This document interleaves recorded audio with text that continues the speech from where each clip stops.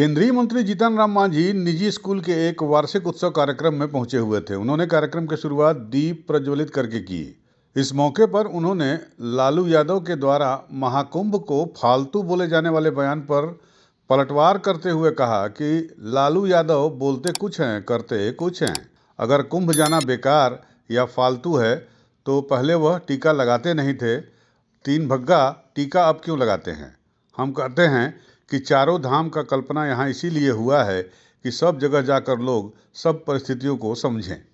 कुंभ भी ऐसा ही एक जगह है जहाँ कहा जाता है कि एक गाना याद आता है कि 2 नदियों का मेल अगर इतना उत्तम कहलाता है, क्यों नहीं वह जो दिल स्वर्ग कहलाता है। कहने का मतलब ये होता है कि संगम एक ऐसा जगह होता है जहाँ स्नान करना उत्तम कहलाता है।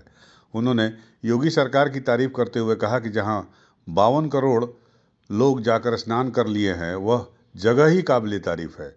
उन्होंने कुंभ जाने के दौरान दिल्ली में हुए हादसे वाली घटना पर कहा कि आने जाने में पहले हम जाने के क्रम में अगर कोई घटना घट जाती है तो उसे आकस्मिक कहा जाता है।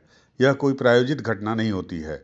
जो घटना हुई है वो दुखद है और उसके लिए उन लोगों को जो पीड़ित हैं मुआवजा दिया जा रहा है और साथ ही साथ उसकी जानकारी भी ली जा रही है कि आखिर यह घटना क्यों घटी।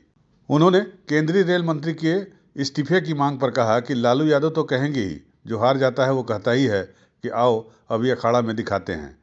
अभी आ ही रहा है 2025, इस्तीफा क्यों मांग रहा है? अब तो समय की बात है, टाइम बहुत कम है, तैयार हो जाएं।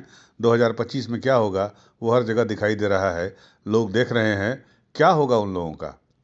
इसलिए लोगों को बहलाने के लिए बोलकर अपना मन बहला रहे हैं। उन्होंने कहा कि जहां तक महाकुंभ में हमारे जाने की बात है तो हम लोग 18 फरवरी को पूरे परिवार के साथ महाकुंभ में संगम में पवित्र डुबकी लगाने के लिए जा रहे हैं। देखिए, लालू जी बोलते कुछ हैं, करते कुछ हैं। अगर कुंभ जाना बेकार है तो पहले तो टीका लगाते नहीं थे, अब त्रिफाका टिकाऊ लगाते हैं। हम करते हैं चारों धाम का कल्पना यहाँ इसलिए हुआ है कि सब जगह जा करके सारी परिस्थितियों को लोग समझे। कुंभ भी एक ऐसा है जहाँ कहा जाता ना, एक गाना याद आ जाता है कि 2 नदियों का मेल अगर इतना उत्तम कहलाता है तो क्यों न कहीं जो दिल मिलता है स्वर्ग वहाँ हुआ जाता है।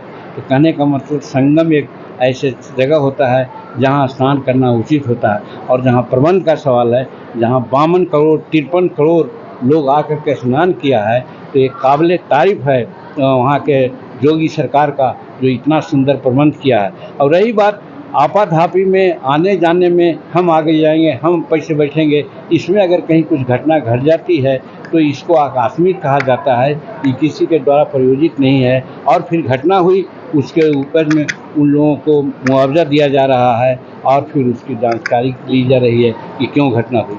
आप कब जा रहे हैं? इस्तीफा भी मांग रहे हैं लालू यादव, इस पर क्या बोलेंगे? अब मांग रहे हैं तो कभी करेंगे। जो आदमी हारता है वो कहता है तुरंत कि आओ अबरी अखाड़ा में अबरी दिखला देंगे। तो आ ही रहा है 2025, इस्तीफा का ना मांग रहे हैं। अब तो समय की बात है, तैयार रहें। 25 में क्या होगा, हर जगह देख रहे हैं ना क्या हो रहा है उन लोगों का, इसलिए वो कह करके अपने लोगों का मन बहलाना है। और जहाँ तक हमारे जाने की बात है, हमारा प्रोग्राम बन गया है 18 को शाम को यहाँ से राजधानी एक्सप्रेस से जाएंगे, गया से ही 12-13 आदमी 14 आदमी हम लोग जा रहे हैं, संगम में स्नान करेंगे और 19 को रात में मगध से यहाँ आ जाएंगे। आज ज्ञान भारती बोध गया का 37वां वार्षिक उत्सव मनाया गया, जिसके मुख्य अतिथि के रूप में केंद्रीय मंत्री आदरणीय श्री जीतन राम मांझी जी मौजूद थे और काफ़ी बच्चे यहाँ पर आए और अभिभावकों ने भी इसका आनंद लिया। ये 37 सालों से लगातार एक अच्छी शिक्षा देने का काम जो बोध गया स्कूल में हो रहा है। यहाँ हॉस्टल की फैसिलिटी भी है, जिसमें कि लगभग 400 बच्चे अभी के समय में हॉस्टल में रहकर एक जीवन अपना विद्यार्थी जीवन जी रहे हैं और यहाँ बाहर से भी गया के विभिन्न कोनों से हर जगह से आने की व्यवस्था है। यूपी न्यूज़ 9 के लिए गया से मनोज कुमार की रिपोर्ट।